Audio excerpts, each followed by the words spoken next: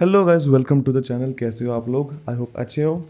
तो बहुत दिनों से हम मीम मिस्ट्रीज कवर कर रहे थे, मीम्स को डिकोड कर रहे थे और कंट्रोवर्सी वाली वीडियो नहीं आई थी, तो मैं सोचा यार तुम्हें थोड़ा कंट्रोवर्सी का भी टेस्ट दे देता हूँ।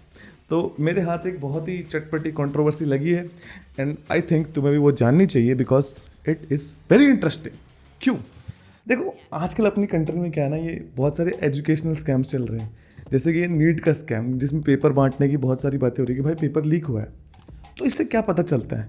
इससे ये पता चलता है कि भाई जो ये कुछ स्टूडेंट्स, सारे नहीं, कुछ स्टूडेंट्स इतने डेस्परेट होते हैं अच्छी कॉलेजेस में जाने के लिए दैट फेयर तरीका अपनाने के बजाय वो चीटिंग करने लग जाते हैं।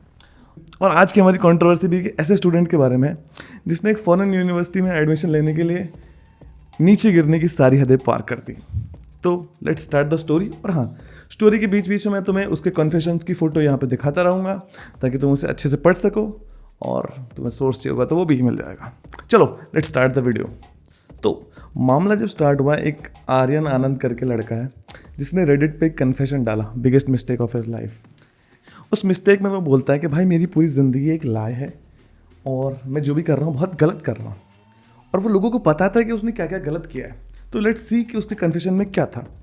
तो आर्यन अपने कन्फेशन में बोलता है कि जैसे ही उसने 10th पास की और वो 11th में आया तो उसने साइंस ली, सोचा कि भाई जेई क्रैक करेंगे, जेई क्रैक करेंगे। बट उसे पता चल गया कि भाई जेई फोड़ना not his cup of tea. उसने क्या चालू कर दिया, पूरे दिन बैठ के मूवीज़ देखता रहता था, सुबह उठता था, खाता था, पीता था, सो जाता था। और उसमें भोले बेचारे पेरेंट्स ये सोचते थे कि भाई हमारा लड़का तो बहुत पढ़ रहा है, बहुत मेहनत कर रहा है, तगड़ी जेई फोड़ेगा। But only Aryan knew the reality. अब कितने ही दिन भाग सकते हो, वो होता ना कि कौन सा गधे की अम्मा कितने दिन खैर मनाएगी। तो जैसे जैसे उसकी 12th आने लगी उसे समझ आ गया कि भाई मेरा भांडा फूट जाएगा, सबको पता चल जाएगा कि मैं कुछ पढ़ाई नहीं कर रहा हूँ। क्योंकि जिस हालत पे वो चल रहा था, जैसी उसकी फिजिक्स, केमिस्ट्री और मैथ्स थी, उस हालत में तो जेई में 50% भी मिलना बहुत मुश्किल है। तो उसने क्या किया कि भाई चलो जेई में अपनी आईआईटी कॉलेजेस वगैरह तो मिलेंगे नहीं, आईआईटी एनआईटीज, एक काम करता है बाहर के कॉलेजेस देखते हैं, फॉरेन के तगड़े तगड़े। क्यों? क्योंकि क्या होता है ना कि कोई कोई बाहर की कॉलेजेस जो होती है ना, उनमें फाइनेंशियल एड मिल जाती है इंटरनेशनल स्टूडेंट्स को कि भाई तुम्हारे वहाँ का मतलब कमा नहीं पाते होंगे लोग इतना, तो हम फाइनेंशियल एड देंगे, तुम्हें थोड़ा सा ही पोर्शन भरना पड़ेगा जो कि तुम्हारा रहने सहने का होगा, ट्यूशन का हम पैसे दे देंगे। तो उसने कहा चलो ठीक है, ये कॉलेजेस बढ़िया है।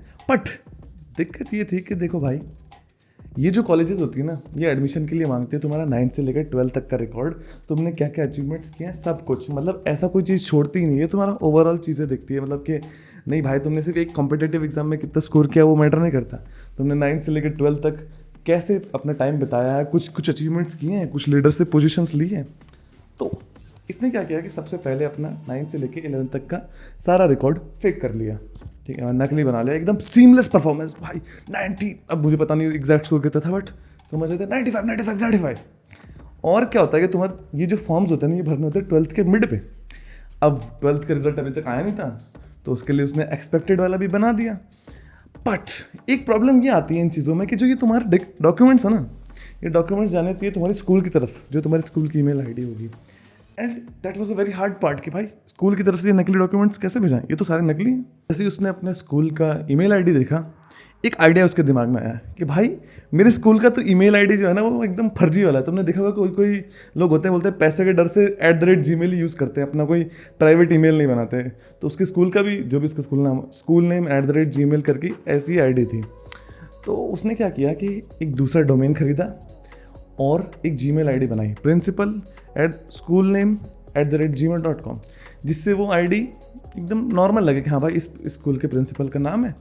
और उसने क्या किया कि जो ये फॉर्म भरा था उसके साथ साथ ये डॉक्यूमेंट्स इस नकली जीमेल आईडी से भेज दिए, क्योंकि अब जो भी वेरिफिकेशन का काम आएगा इसी ईमेल आईडी पे आएगा, और इस ईमेल आईडी का एक्सेस तो उसी के पास है। मतलब मैं सच बोल रहा हूँ भाई, एट दिस पॉइंट मेरी तो फटने लग जाती भाई। मैं तो ना कर पाऊँ ऐसा कभी स्कैम, गुर्दा चाहिए भाई इन पर। बहुत ही डम डिसीजंस हैं ये सारे, भले इनके लिए बहुत ही डेयरिंग चाहिए बट बहुत ही डम डिसीजंस हैं।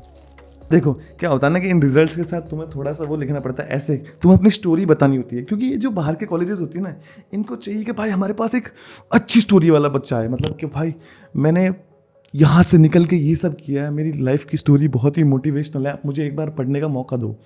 और इन स्टोरीज में से ये जो ऐसे लिखते हैं ना लोग एडमिशन के लिए, उनमें से 90% लोगों का फेक होता है। बट इतना भी फेक नहीं होता कि भाई तुम पूरी अपनी दुनिया ही बदल दो, तुम अपने मार्क्स बदल दो, ये सब अचीवमेंट्स बदल दो। तो इस लड़के ने क्या किया, ऐसे अचीवमेंट्स बताए जो वेरीफाई नहीं कर सकते। अब तुम लिख दो कि मैंने भाई ओलंपियाड टॉप किया, चेक कर लेंगे, बट इसने ऐसे अचीवमेंट्स डाले जो वेरीफाई नहीं कर सकते। और पिछले कुछ सालों के 4-5 अच्छे ऐसे उठाए, उनको पकड़ा, चैट जीपीटी में डाला और चैट जीपीटी से एक ठीक ठाक ऐसे निकाल के सबमिट कर दिया। अब अपने ये डॉक्यूमेंट्स और ये फेक ऐसे लेके ये बहुत सारी जगह अप्लाई करने लगा और इनमें से कुछ कुछ जगह रिजेक्शंस भी आने लगे। अब देखो बहुत सारी जगह से रिजेक्शंस भी आए, बट एक ऐसी कॉलेज थी जो कि ये बता रहा है कि आईवी लीग के टॉप 25 में है, जो रेडी हो गई कि ठीक है भाई आजा तू, तेरी स्टोरी अच्छी लगी। बट कॉलेज ने बोला कि देख भाई हम तेरा ऑलमोस्ट सारा खर्चा उठा लेंगे, कोई दिक्कत की बात नहीं है, तेरी स्टोरी जो तेरी फेक स्टोरी है बहुत तगड़ी है, आजा तू, बट तुझे 4 से 5 लाख रुपए देने पड़ेंगे रहने और खाने के। भाई इतना तो एक्सपेक्ट करते हो, खाने के मतलब ऑलमोस्ट, रहने का भी उन्होंने दे दिया था। तो दिस निगा, तो ये जो बंदा है इसने सोचा कि भाई अब मैंने इतने ही पैसे कम करवा दिए तो ये 4 से 5 लाख क्यों दूँ। मेरे घर वाले 4 से 5 लाख रुपए देंगे, फिर बोलेंगे हमने तुझे पढ़ाने के पैसे दिए हैं और मुझे फ्रीडम नहीं मिलेगा। तो इसने सोचा कि भाई एक काम करता हूँ, ये 4 से 5 लाख रुपए भी मुझे पे नहीं करने, ताकि फैमिली वाले मुझे कोसते ना रहे कि भाई तेरी पढ़ाई के ऊपर हमने पैसे खर्च किए और तू हमारी बात मानेगा ही मानेगा। तो ऐसा काम किया ना, मतलब मैं बताऊँ, मुझे तो बहुत गुस्सा आया इस बात को सुन के। अब तक ठीक है तू फ्रॉड करना चाहता है कर, बट अब इसने जो किया ना, दिस क्रॉस्ड ऑल लिमिट्स, भाई मुझे तो बिल्कुल अच्छा नहीं लगा। इसने कॉलेज को बोला कि देखो भाई मेरे फादर को अभी कैंसर हुआ है और उनकी डेथ हो चुकी है, तो जो उनकी सैलरी थी अब वो उनकी मदर को एज अ पेंशन मिलेगी और वो भी आधी। तो मैं ये पे नहीं कर सकता, जो तुमने 4 या 5 लाख भी बोले ना वो भी मैं पे नहीं कर सकता। तो कॉलेज वालों ने बोला ओ भाई साहब आपके फादर की डेथ हो गई है, एक काम करो ये सारा पेमेंट छोड़ो, आप आ जाओ, तुम्हारे आने का भी खर्चा, तुम्हारे को फ्लाइट्स का, तुम्हारी बसेस का सारा खर्चा हम देंगे, तुम बस यहाँ पहुँच के आके पढ़ाई कर लो, ठीक है। तो भाई इसने पहला फ्रॉड सक्सेसफुली पुल ऑफ कर दिया। मुझे ये स्टोरी भाई अभी तक पता है बहुत नकली लग रही है, बट अब इसने लिखा, इतना डिटेल में लिखा है तो कौन ही झूठ लिखेगा। अब बात करते हैं स्टोरी की सेकंड पार्ट में। ये बंदा वहाँ पे पहुँच जाता है और तुम्हें पता है कि अपने यहाँ पे जैसे 10 CGPA वाला सिस्टम होता है ना, उधर होता है 4 CGPA वाला सिस्टम।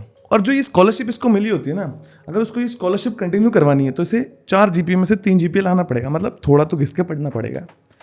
तो इसने सोचा ठीक है भाई लाइफ में नया मौका मिला है, पहले भले मैंने कितना भी फ्रॉड किया हो, बहुत गंदा फ्रॉड किया हो, अब मैं नई लाइफ स्टार्ट करूंगा, मैं कुछ गलत नहीं करूंगा।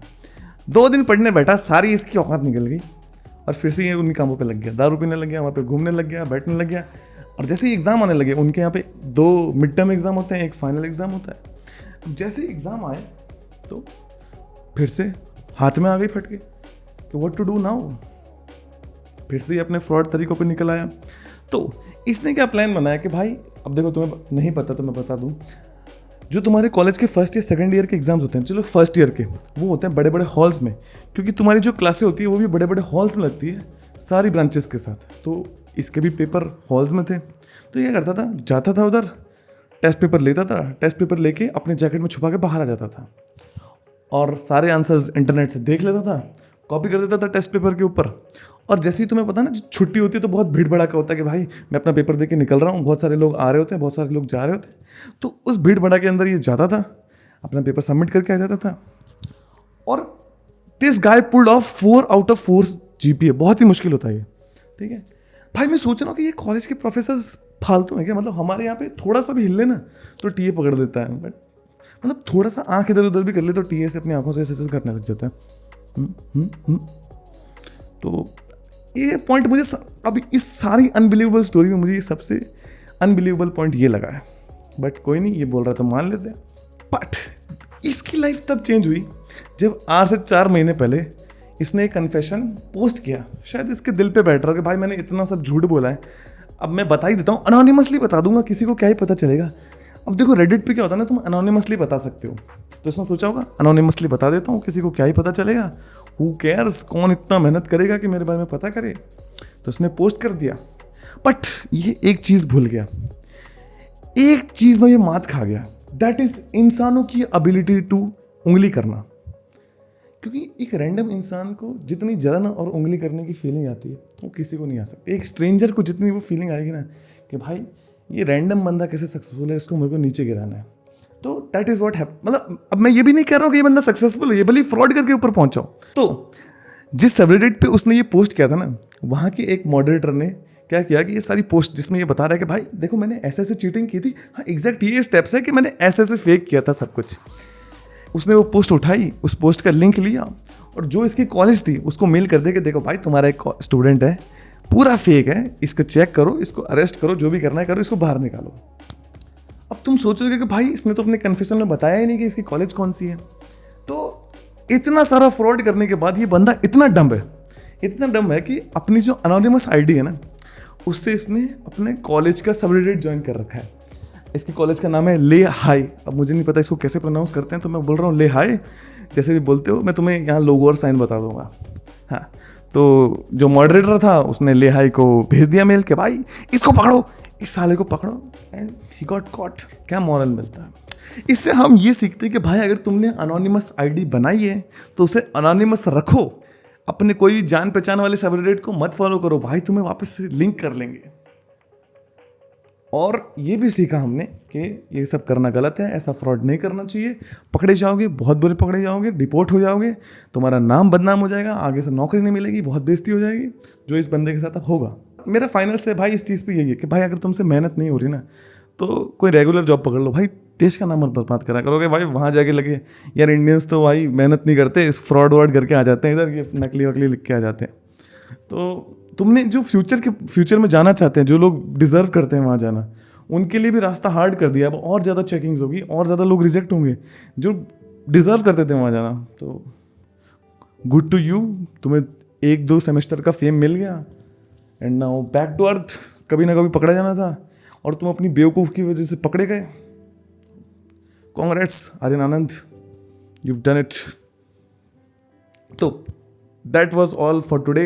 ये थी स्टोरी एंड आई होप तुम्हें अच्छी लगी हो। अगर अच्छी लगी हो तो सब्सक्राइब कर देना, क्योंकि मैं ऐसे ही कॉन्ट्रोवर्सीज को ब्रेक डाउन करता हूँ और कभी कभी मीम भी डिकोड कर लेता हूँ, जो तुम्हारे लिए बहुत हार्ड होंगे। अरे दिल पे मत लेना अगर किसी के लिए हो तो अगर तुम्हें वीडियो अच्छा लगा हो तो लाइक शेयर सब्सक्राइब। मिलते हैं अगले वीडियो में, तब तक के लिए बाय बाय। अरे हाँ, आज इंडिया वर्ल्ड कप जीती है। चलो बाय बाय।